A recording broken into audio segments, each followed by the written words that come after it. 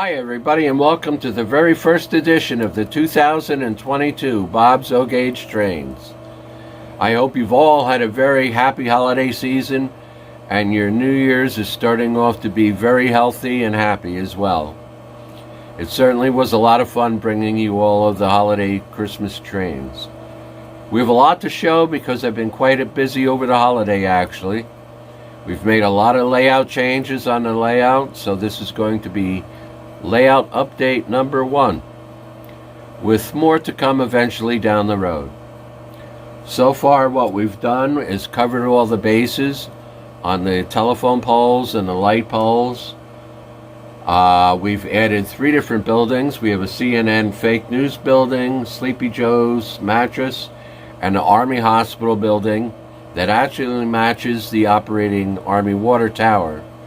We've added several Army cars and ambulances, all for Menards plug and play, that have lit headlights and tail lights.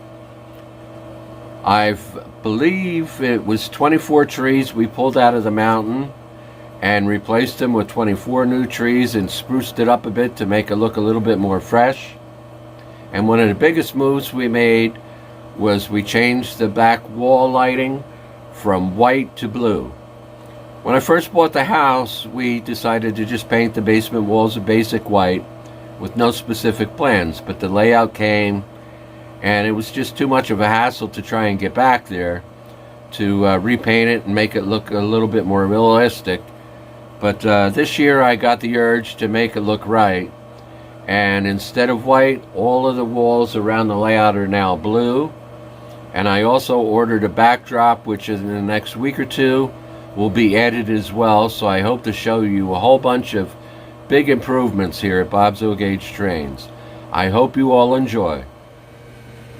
First of all, I believe I showed in one of my last videos, the very first thing I did to improve the layout was pick up a Menards Ford Valley Motor car dealership. It came exactly the way you see it, with the added cars, the car on the roof that spins around, all the lights. It has a lot of great detail, even on the interior. It has a couple people sitting at a desk and a car, and I believe it was around $130, but what a fantastic accessory. This is what started the whole idea of upgrading and changing a lot of things on my layout, just to freshen it up a little bit. From there we went to this part of the town. There used to be a corner store and a house in this area. I removed them both and added 3 brand new buildings. Of course, the CNN fake news building with the Beast and the presidential limo parked in front. Next to that is Sleepy Joe's Mattress Company. And next to that is an Army hospital. The Army hospital actually matches the operating Army water tower that I have on the other end of the layout. And then to the right of that, I actually added some Menards plug and play vehicles. I have 2 Army vehicles in the back, an ambulance, and a police car in the front, all of which come with lit headlights as well as taillights. It really makes a difference, and I think really makes a whole different picture of the layout. I really like the additions. From there I did some detailing in between the tracks. It was rather bare. I added some very small trees and some sticks and twigs and brushes, some railroad ties, just enough to fill it up a little bit and make it look not as barren. I think it adds a nice touch. I added a slightly different color grass to make some contrast. I really like the way it turned out. From there, in this section here, between the freight station and the street lights and the water tower along the outer edges, I'm going to be adding some sunflowers. It'll just kind of add a little bit of life to it, and I think make it look a little bit better and spruce it up. But the goal is to put some sunflowers in this section right in here, just to make it look a little bit better. And on the mountain, I decided to pull 24 old trees. They were kind of looking a little scraggly. We replaced 24 old trees with 24 new trees. Add a little bit of grass cover here and there, just to kind of spruce up the mountain and make it stand out and look a little bit better. And of course, the biggest project of all was repainting the back and side wall from white until blue. The white was starting to get a little dingy looking, and I really didn't like the look of it, and the trains going around didn't really look very realistic. So I decided to change the color to blue. I have a backdrop already in the house. Within the next week or two, I'm going to be adding a backdrop as well. I think the blue on the background gives it a lot of depth. It just really makes it look a lot better. It was not an easy project to do, as there's only roughly 14 inches between the back of the train table and the wall. So to try and get in there with paint and move around and not spill anything and make a mess was a challenge, but well worth it because I'm very happy with the results. So within the next week or two, on top of this, we're going to be adding a backdrop along the back wall as well. I hope you all enjoy.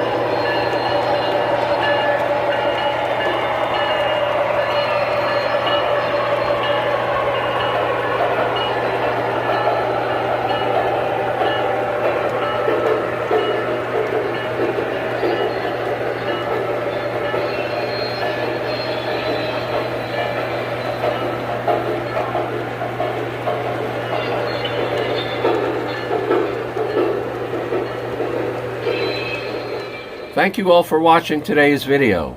It was certainly a lot of fun to bring the new additions and changes to show you. We had the new buildings, we did some scenery upgrades, we have a new back wall, we changed some trees on the mountains. Actually, I'm going to be featuring the engine somewhere down the road, but I got an Army RS unit from MTH Electric Trains. We had 4 trains running today. We had an H10 from Pennsylvania Railroad pulling a freight. We had the Army RS pulling a small Army train. We had a Greenbrier pulling a whole load of Atlas reefers.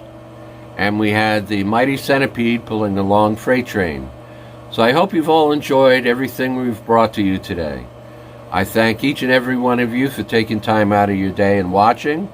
I certainly do appreciate it, and I hope you've enjoyed what we've brought you. I encourage all of you to subscribe if you're not already a subscriber. Please hit the bell notification button so you don't miss anything in the future. And if you like what you see, please leave a thumbs up and always leave a comment if you care to do so. I answer every single comment. I look at it this way: if you've got 10 minutes to watch my video, I've got a minute or 2 to answer you back. So feel free to give us any thoughts or suggestions on what you might like to see in the future. But thank you all for watching. Everybody stay safe and be well.